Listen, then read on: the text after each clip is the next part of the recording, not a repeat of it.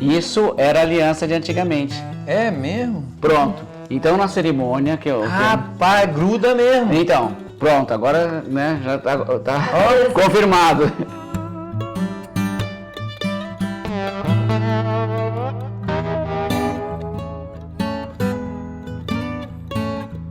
Isso era uma ponta de lança. E ó, é afiado até hoje. Oh, mas é porque o pessoal lascava, né? Meu amigo, é afiado mesmo até hoje, olha só. Isso afiado aí, se eu fizer mesmo. uma datação, sei lá de quantos anos vai ser.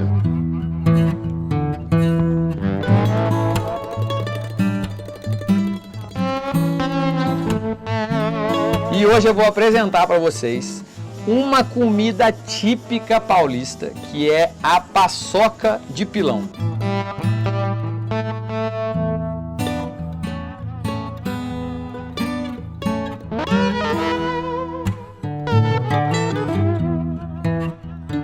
Quem gostou de chegar na fazenda?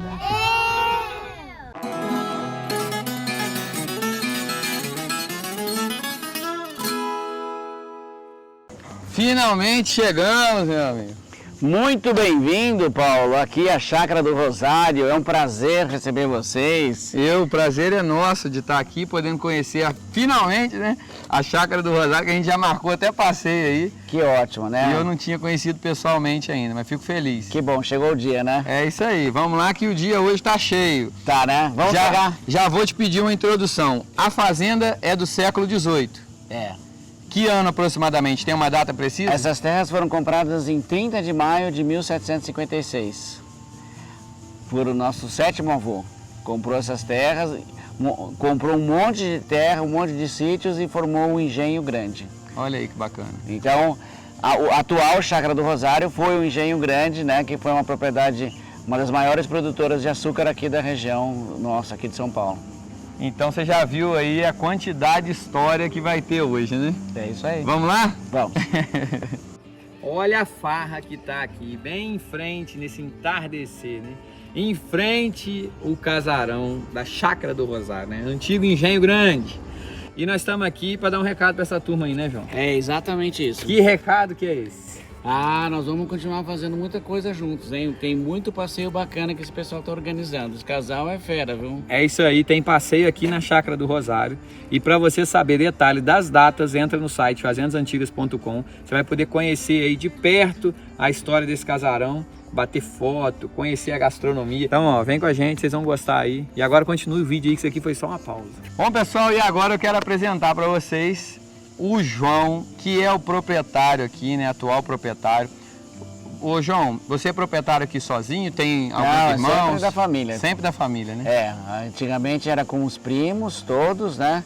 E atualmente é minha mãe e meus irmãos. Bacana. Aqui a Chácara do Rosário, que era o antigo Engenho Grande, ela é uma casa característica de um período que foi do final do ouro, né? O pessoal lá nas Minas Gerais, em Goiás, eles exploraram o ouro principalmente de 1700 até 1750, alguma coisa. Após isso, muitos desses descendentes e bandeirantes, eles vão esparramando pelo Brasil, né? E alguns vêm aqui para a região de Itu e começam a montar engenhos de açúcar. Nessa época, era o Brasil colonial, né? Portugal estava muito interessado que essa região se desenvolvesse, porque ainda estava se discutindo a questão de fronteiras, elas não estavam ainda muito definidas, né? Então precisava povoar, precisava ter uma atividade econômica forte para consolidar essas fronteiras brasileiras, né? E aí foi esse período que foi o auge de Itu, o período que você tinha aqui na região, o quadrilátero do açúcar era chamado, um monte de propriedades produzindo açúcar, e esse açúcar era estocado e depois descia em tropas de mula lá para o litoral, para Santos, e de lá ia para a Europa. Inclusive, a gente vê detalhes, tem um engenho, chama Engenho Santa Rita, que é em Angra dos Reis, hoje só tem as ruínas desse antigo engenho. O açúcar ali era destinado especificamente à troca pela mão de obra escravizada. O açúcar tinha um valor incrível, né? Hoje ele valia, sei lá, 300 vezes mais do que vale hoje, né? Exato. O açúcar foi uma das primeiras coisas que foi produzida mesmo. Você tinha que produzir o açúcar, assim como você tinha que plantar o café e colher o café para poder fazer a exportação. Justamente. A gente percebe um muro de pedra, aqui o chão também, todo ele em pedras.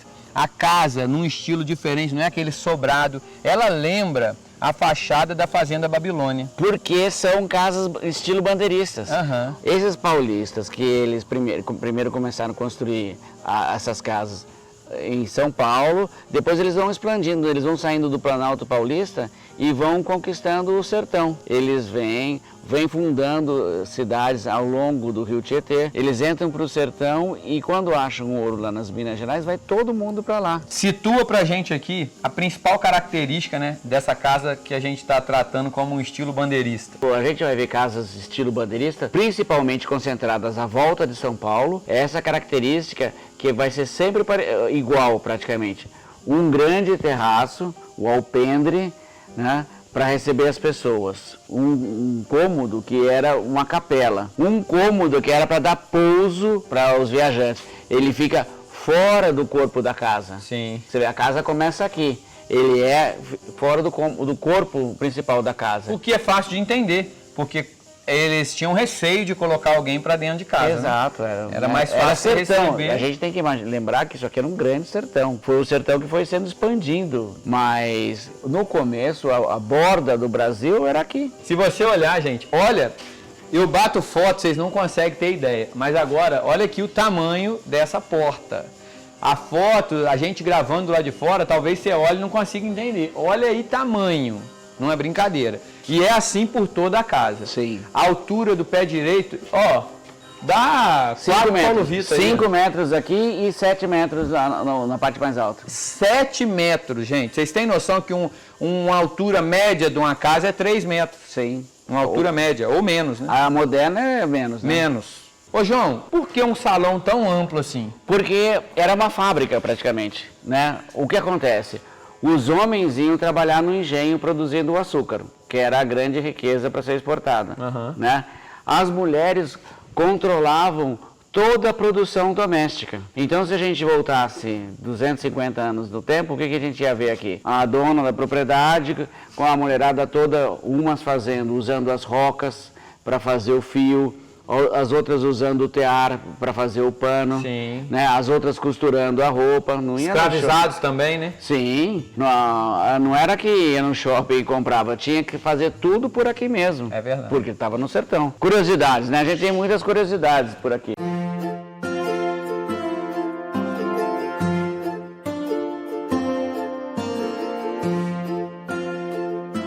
Olá, eu sou o Ricardo Inck, aquarelista, e gosto muito de registrar casarões antigos como esse, que tem uma relevância cultural e uma importância aos próprios proprietários que não medem esforços para restaurar essas casas, para mantê-las funcionando, mantê-las de pé e fazendo parte da nossa história.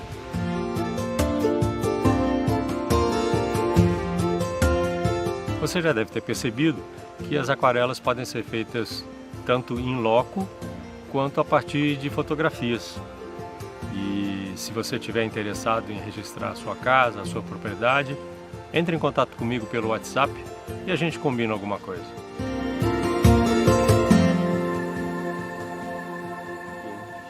Ó, luz elétrica só quase 150 anos depois. Isso aqui é um candeeiro. O que acontecia? Você colocava aqui o óleo, que no litoral era óleo de baleia, Sim. E aqui era óleo de mamona. O olhinho aqui, um pavio, acendia, né? Então por que essas janelas tão grandes e portas tão grandes como a gente viu? Porque logo cedo abria portas e janelas, a luz entrava, iluminava, os homens já iam trabalhar na roça, as mulheres ficavam trabalhando aqui, né? E dos trabalhos era esse, produzir o óleo de mamona para poder usar os candeeiros. Pessoal, uma peça que é clássica e característica é o piano, né? Esse é um piano do século XIX. Sim. Né? Imagine, essa aqui é de 1756, a propriedade. Isso aqui já é de 100 anos depois. Sim. Porque o pessoal chegou uma época que começava a fazer saraus aqui, como a gente faz hoje. Ô João, nessa sala ampla, a gente já comentou do que se acontecia por aqui. Certo. Eu entendo que essas mobílias, então, não são todas elas Cada originais. uma é de um período. A gente pode dar um destaque para essa cristaleira aqui. Essa cristaleira era de uma tataravó do lado da minha mãe, né? Linda, linda, linda. É. Estilo manuelino. Exatamente.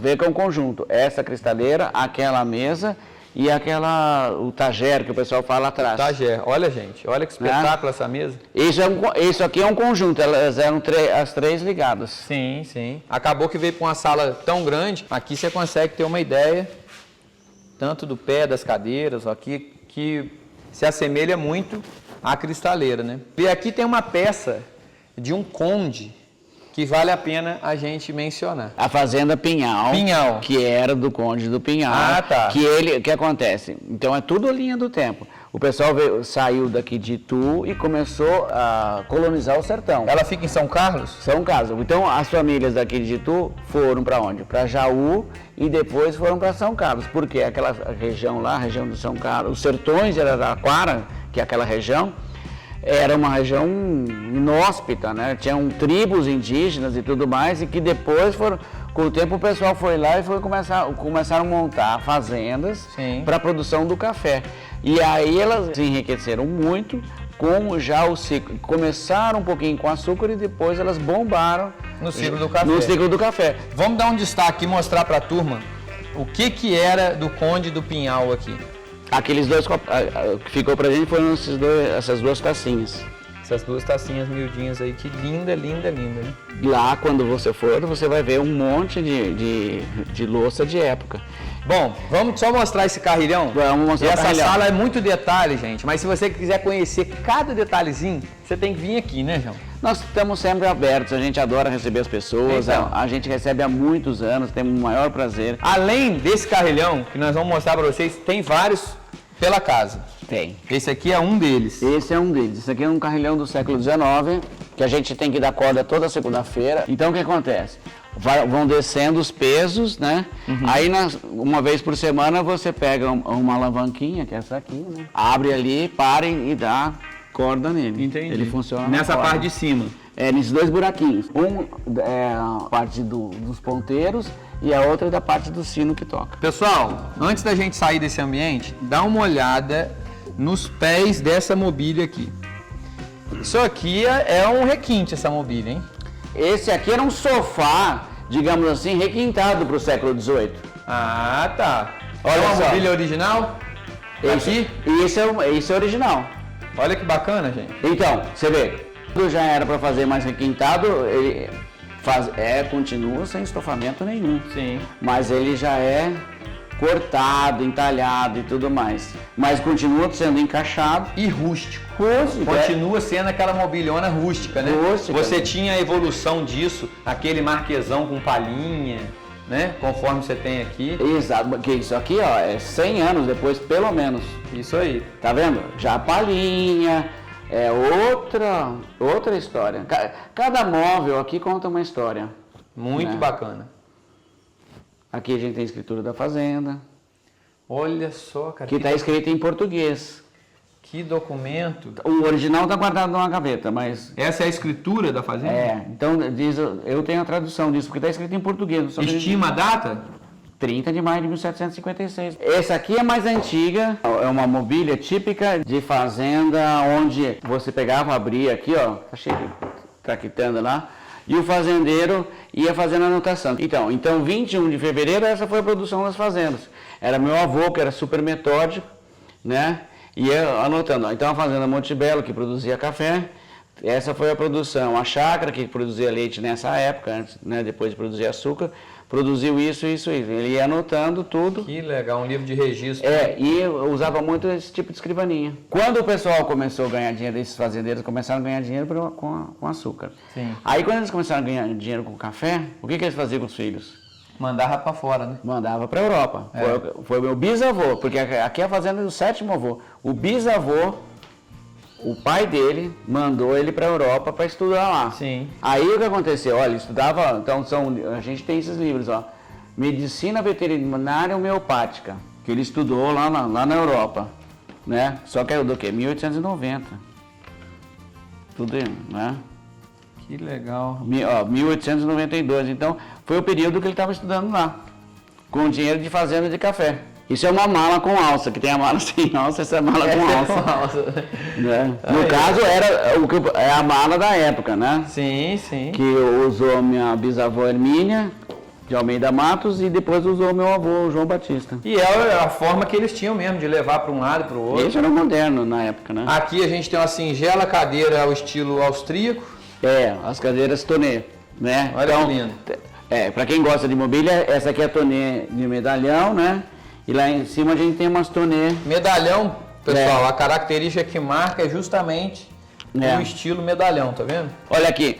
Então, essas fazendas aqui, desse período, elas têm as conversadeiras. Então, as mulheres ficavam aqui na tranquilidade do lar, nada de ficar passeando, né? Podia conversar, prosear, mas tinha esse gradil. Até parei. Tá. Não. Sonic venceu. Tá. Então foi o Sonic. Você não sabe. Não sabia. Tem nada. Olha que mobília linda. Século XIX, né? Então você tem o criado mudo, porque você colocava o pinico aí. Sim. Né? Criado mudo porque ele está do lado da cama, né, te atendendo. Bom, pessoal, essa gravação essa gente também, né? A gente de vez em quando tem que pegar um fôlego. Mas talvez você tá achando que eu tô descansando numa cadeira. É isso mesmo, João? Não. Esse é um móvel típico da época, que era um móvel chique, né, vamos dizer, que era o seguinte, era um troninho, vamos lá, né? Você podia fazer suas necessidades dentro do lar. Olha, né? O troninho, gente. E aí depois tirava o pinico por aqui, ó, pela lateral. Com certeza um serviçal na época. E sim. agora vai uma curiosidade para vocês. O escravizado que ficava com a responsabilidade de recolher os dejetos da casa, sim, eram os escravizados tigres. Porque os dejetos iam caindo na pele dele, conforme ele ia andando no sol para jogar aquilo fora. E esse escravizado que ficava responsável dessa função, e aí ele ficava manchado e era conhecido como o escravo tigre, né? Ou escravizado tigre, né? Mas olha só, essa aqui é a chave do quarto das filhas, é uma das mais requintadas que tem. Olha, ela tem uma ranhura aqui. Então só o quarto das filhas tinha essa chave mais difícil de fazer. A entrada da casa também. Chegamos aqui no último cômodo dessa lateral da casa. Sim. Isso aqui era o acesso para o sótão, que antigamente não tinha essa escada. Essa escada foi feita só no restauro em 1956, 57, porque como era para guardar o açúcar, que era uma coisa valiosíssima, tinha uma escada só, uma escada manual. Aí você trancava o açúcar lá dentro e ficava guardado como num cofre forte. Entendi. No restauro, falou, tá bom, vamos fazer uma escada. Mas, então originalmente tinha sim esse pavimento ali, mas sim, sem essa escada. Sem essa escada. Olha que interessante. A gente pegou algumas das fotografias e montou esses quadrinhos para funcionar como um museu que a gente é, né? Quando a gente faz o City Tour, a gente mostra algumas peças de época que isso foram grandes mudanças tecnológicas. Uma revolução, né? Na época. Você vê, a gente viu roca para fazer o fio e tudo mais. Depois a gente, coisa também que evoluiu muito, uma máquina de costura que era manual ainda, movia. Né? Depois evoluiu para uma máquina de costura com o pedal e depois a gente se colocou o motor, né? Verdade. Mas charmosa também a mesinha. Você vê, é uma coisa pena que o pessoal, isso aí foi doado pra gente por gente que não queria. Falou assim, ou a gente doa pra você, ou vai pro lixo porque o pessoal não gosta. E a gente, como gosta, né, foi guardando, ó. E esse aqui é um Peugeot 1830. Se você der um Google, né, Peugeot 1830, vai aparecer uma peça como essa. Olha. Por quê? Eram os moedores de café. Você colocava o café aqui, também uma evolução, né? E moía o café e saía aqui na caixinha. Saía ele moidinho. Existiam várias fábricas que faziam, mas uma das mais famosas era a Peugeot. Bom, então é aqui que se guardavam a maior relíquia que tinha, né? A maior preciosidade que tinha na época, que era o estoque de açúcar, né? Exatamente. Era o cofre forte. E hoje virou um museu, né? Hoje é um quarto e é um museu, e principalmente um museu agora. Sim. Olha que legal, gente. Isso foi achado aqui. Que bacana. Porque antes de chegarem os portugueses, estavam os índios aqui, né? Olha E existiam várias tribos que andavam por aqui, né? E isso foi achado, eu não sei muito bem aonde, mas foi por aqui. Que interessante. Isso era para lavrar o couro, você pegava o couro e raspava, né? Uhum. E isso era uma ponta de lança. E ó, é afiado até hoje. Oh, mas é porque o pessoal lascava, né? Pedra. Meu amigo, é afiado mesmo até hoje, olha só. Isso Afiado aí, se fizer mesmo. uma datação, sei lá de quantos anos vai ser.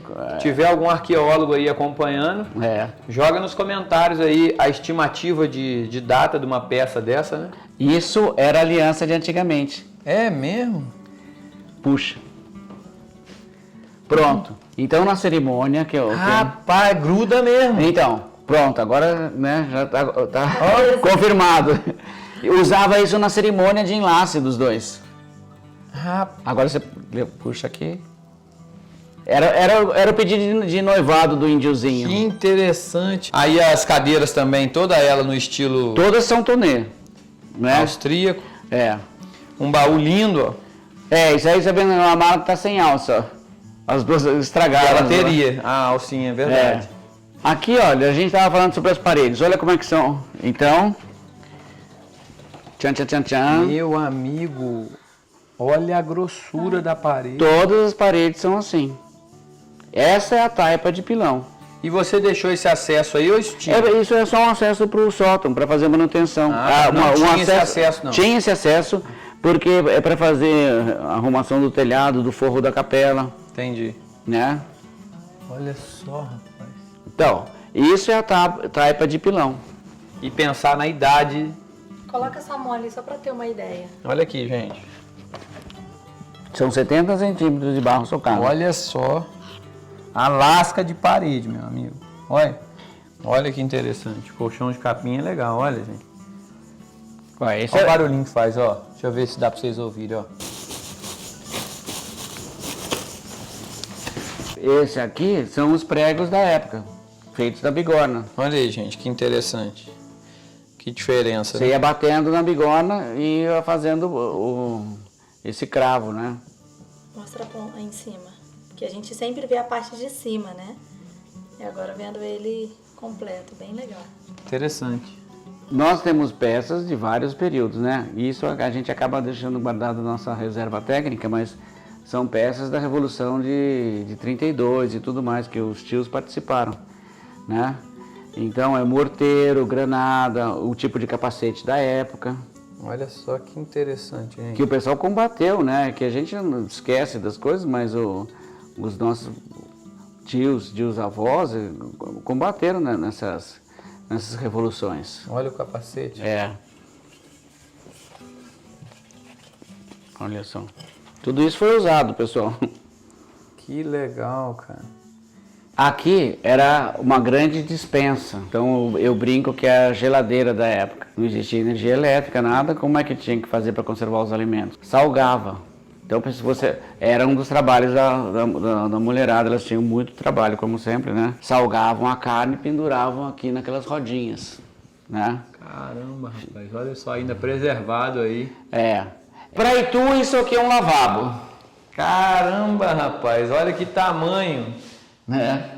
Banheirinho de Itu. Mas isso aqui era o que originalmente? Era parte da despensa. Da despensa também. Então essa área todinha aqui era despensa. É uma despensa enorme, mas também tinham grandes famílias, morava muita gente. Deviam ter mais entre 50 e 100 pessoas trabalhando aqui. Muitas, o pessoal não cuidou e elas caíram. Essa mesmo, ela quase caiu. Ela ficou uns 70 anos abandonada, ela era usada como tulha para armazenar algodão, essas coisas. Meu pai dizia que quando ele era criança, ele vinha nesse casarão que era abandonado e ele ficava pulando nos montes de algodão, nas pilhas de algodão. E olha como é que estava a casa. Abandonada. Abandonada. Daí em 1955 foi o 4º centenário da cidade de São Paulo. Fez 400 anos. Agora, pessoal, nós vamos conhecer essa parte aqui da casa, que era onde ficavam os viajantes, né? Era hospedagem para a turma que vinha de fora. Uma porta dessa, original, olha como eles se preocupavam em fazer o travamento dela para ela não arriar, não ceder. Dá uma olhada no estilo.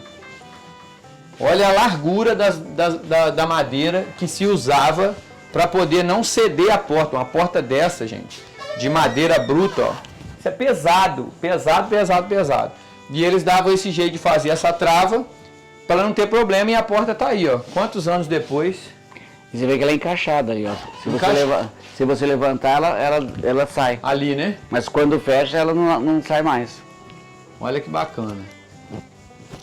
Como aqui era um sertão, as pessoas vinham para cá, pediam um pouso, elas podiam se hospedar mais fora do conjunto da casa.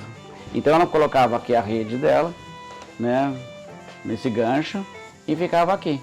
Né? Olha aí, nas redezinhas já era um pouso. E ó, chama atenção para vocês, para as conversadeiras nos ambientes, de fora a fora, ó. Isso aqui é um charme também, e o acabamento das janelas. Olha só os detalhes, a largura das paredes. Olha que Reparem show. que não tinha vidro. Né? Verdade. Porque o vidro é uma modernidade que veio depois. Veio posterior. Fechava era só madeira, né? O vidro foi uma evolução.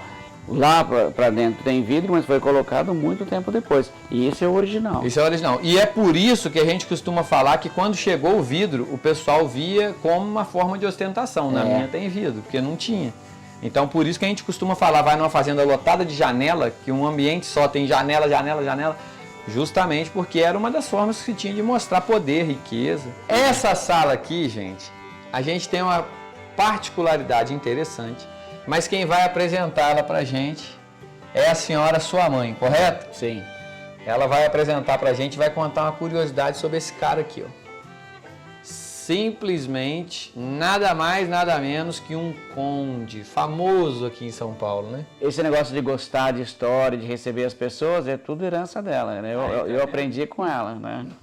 É um prazer ter ela com a gente aí também no vídeo, né? Então aqui meu bisavô, né, Antônio Carlos de Arruda Botelho, a minha bisavó Ana Carolina de Arruda Melo Oliveira de Arruda Botelho, que foi os Condes do Pinhal. E ela faleceu com 104 anos, mas no centenário dela eu nasci. Então eu fiquei chamada na família de a centenária, né?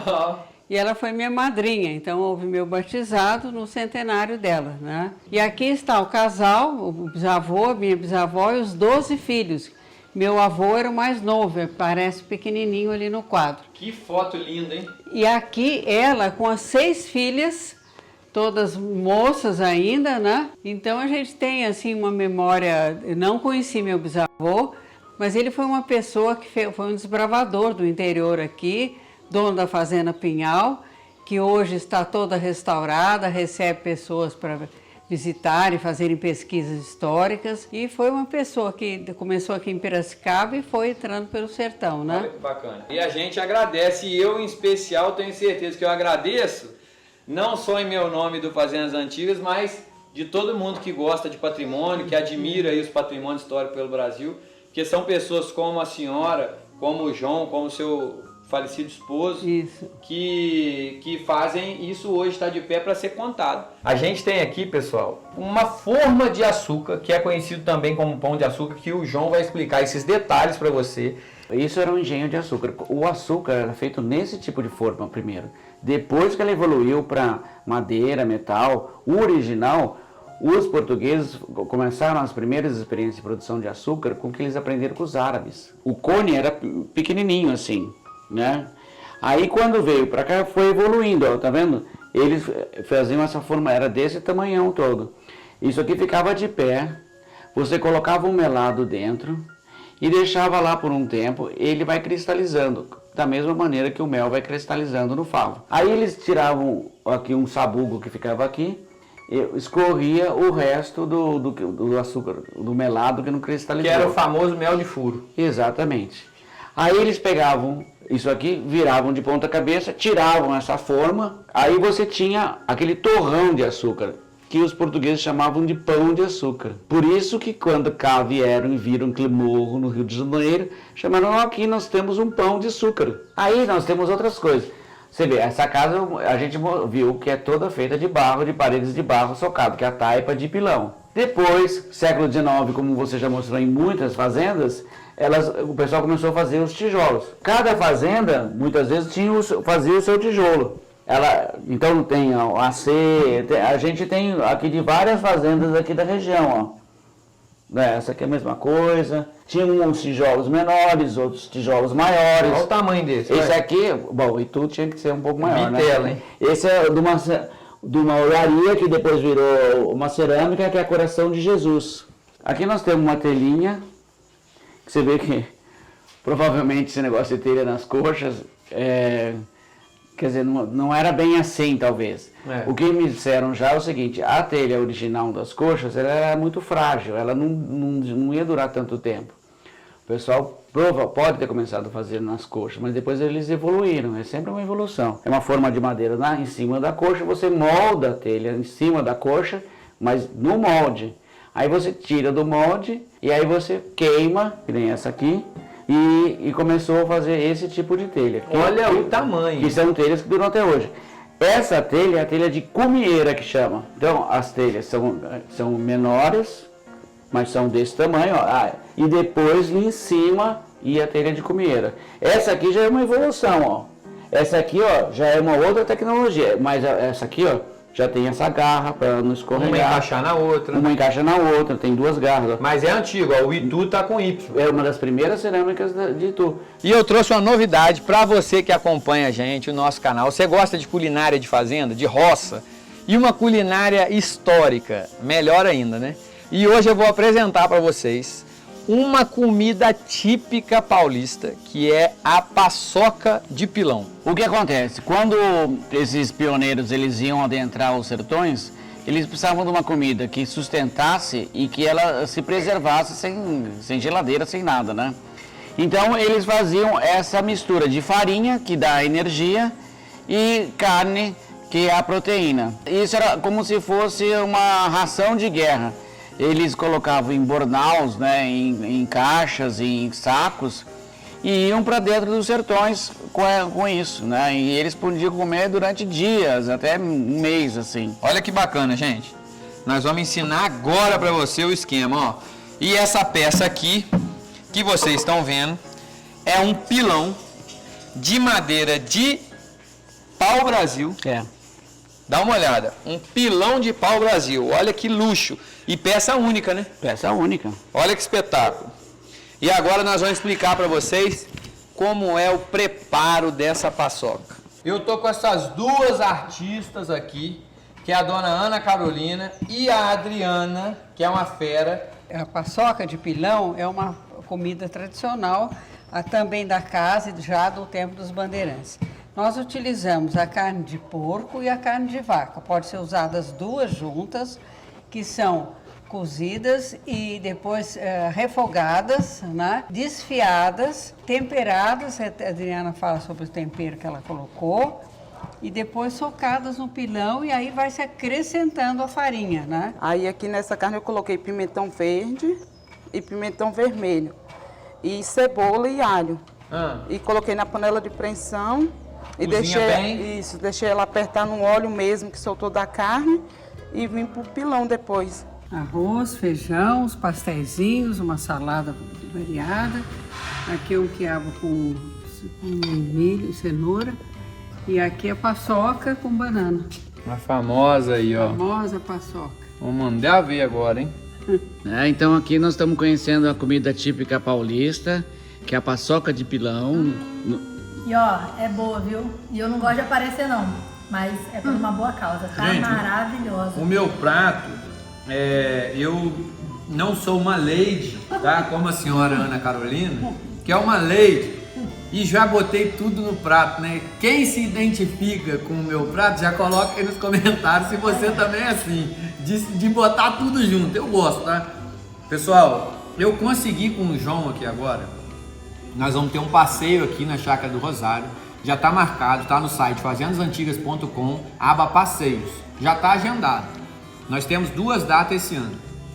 O João abriu mão pra gente de fazer essa paçoca no nosso passeio, tá? Então, se você quiser experimentar junto com a gente numa visita à Chácara do Rosário, Essa paçoca que tá espetacular. Fala aí, cara. Eu tô falando, ela tá comendo. Não para nem pra hora. Participa dos passeios com a gente aí. Tá um espetáculo. João, só posso agradecer. Vai falando aí. A Ana Carolina e a você por estar proporcionando pra gente estar experimentando uma comida dessa tão gostosa. E aí, gostou de saber desses detalhes, pessoal? Então coloca aí nos comentários se você quer que eu vá atrás de mais receitas de época e mostre todo o processo. Hoje foi corrido, eu não mostrei o processo, né, desde o início da carne, mas deu para vocês entenderem um pouquinho. Mas se vocês curtirem no próximo, eu coloco esse processo todinho e a gente vai estar mostrando nos vídeos aí também uma culinária de época. Gostou, curtiu a ideia? Então coloca aí nos comentários aí. Dessa vez foi na Chácara do Rosário. Aqui então que era o Engenho Grande, né? Essa parte da Chácara do Rosário, há 260 anos atrás, começou a produção do açúcar, né? Então, esse prédio que, para termos de hoje, é um prédio pequeno, né? Na época, vamos imaginar que a população da cidade de São Paulo era 10 mil habitantes, a população de Itu, 4 mil habitantes, quer dizer, hoje são 12 milhões de habitantes, né? Quer dizer, tudo, então, para a época era grande. Então é o que o pessoal chama de engenho de trapiche. Então se a gente volta 260 anos do tempo, o que a gente ia ver aqui? 2 bois rodando aqui e movendo uma engrenagem. Uma grande engrenagem de madeira que era moenda.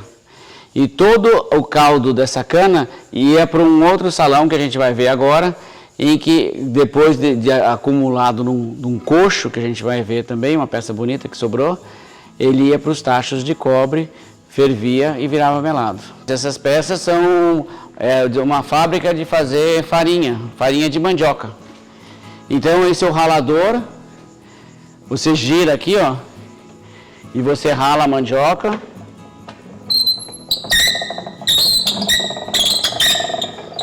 Né? Ela vai embalando, né? Depois a massa dessa mandioca, vai para um cesto e que é colocado aqui prensado, basicamente, né? E o legal é, olha o parafuso. É o parafuso, eles sabiam qual madeira usar para poder fazer esse tipo de coisa. Essa é uma madeira bem resistente. Conforme a madeira, não ia durar tanto tempo. Muito legal, cara. Olha só que show de bola. E aqui ralava mesmo, hein? Ralava. Não é brincadeira não, hein? Uhum. Então, olha só como é que era a construção. É um salão de 13 por 13, né? Para poder caber os bois e essa moenda. E aqui, depois de sair, tem uma peça muito curiosa aqui. Olha que área preservada, pessoal, que a gente tem aqui. E consegue mostrar um pouco aí para vocês, né? Tá aqui uma outra peça. Outro tronco, né? Madeira única. Outra peroba. Essa região era rica em perobas, né? Que no início eles usavam troncos como esse para fazer os barcos, que o pessoal chamava de batelão.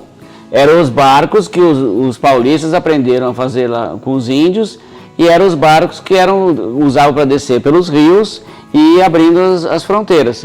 Vou chegar aqui do lado só para vocês terem ideia de tamanho. Olha isso. Então esse é o pequenininho, né? Que virou um coxo para pegar o caldo da cana.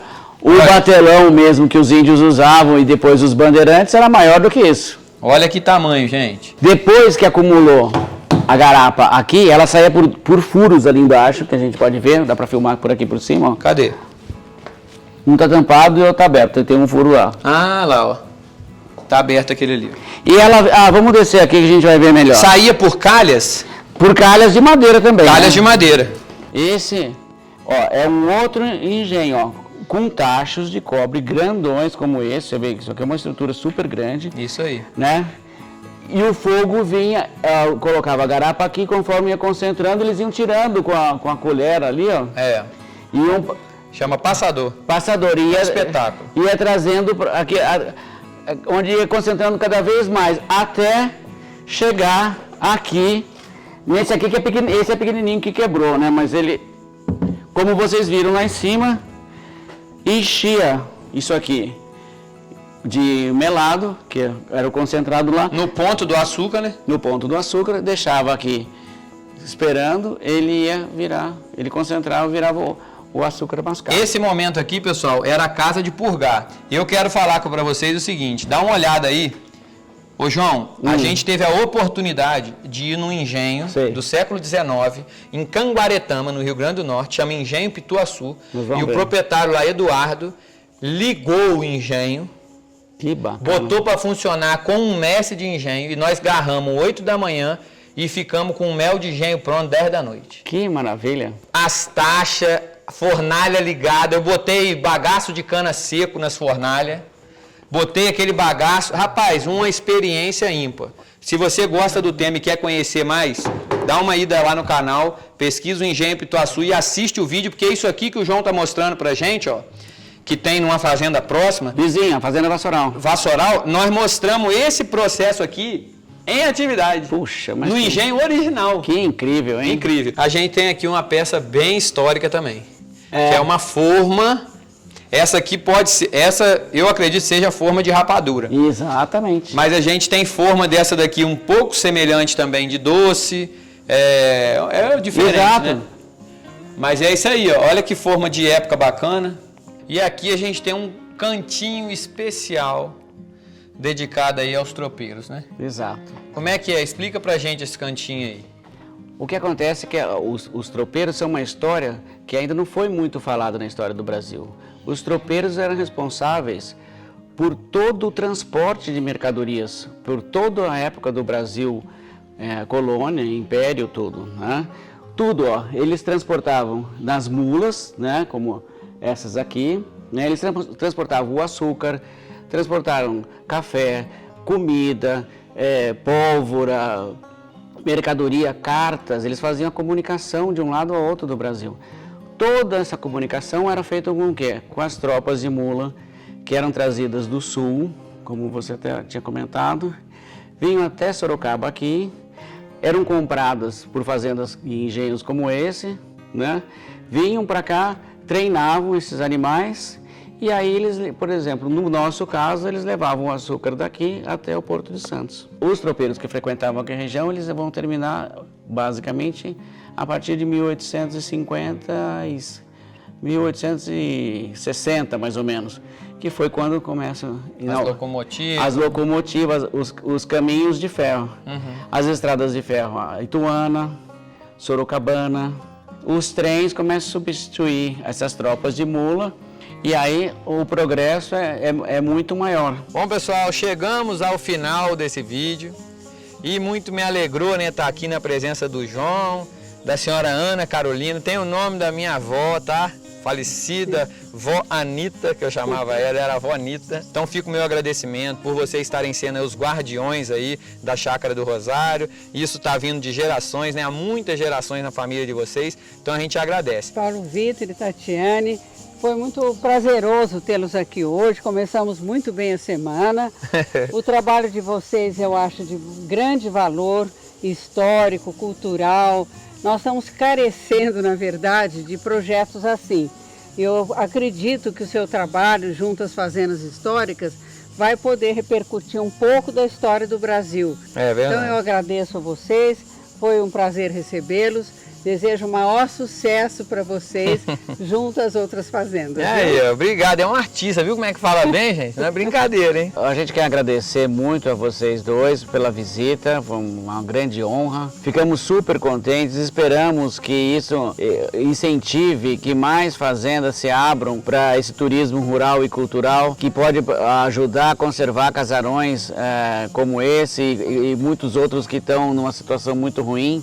O turismo rural é uma possibilidade de fonte de renda, né? Quem quiser explora diretamente, quem não quiser pode arrendar para pessoas que possam tocar o projeto. Então a gente está resgatando todas essas coisas e vocês são muito valiosos, muito importantes nesse trabalho que está acontecendo. E ó, gente, se você não é inscrito ainda, inscreva-se no canal. A Chácara do Rosário tem Instagram, pode procurar eles aí no Instagram, entre em contato se você quiser fazer uma visita. E a gente também vai organizar grupos para cá, se você quiser entra lá, fazendasantigas.com, aba passeios, já tem a programação lá até agosto. Então corre lá e garante a sua vaga e até o próximo vídeo. Eu sou o Paulo Vitor, você está no Fazendas Antigas.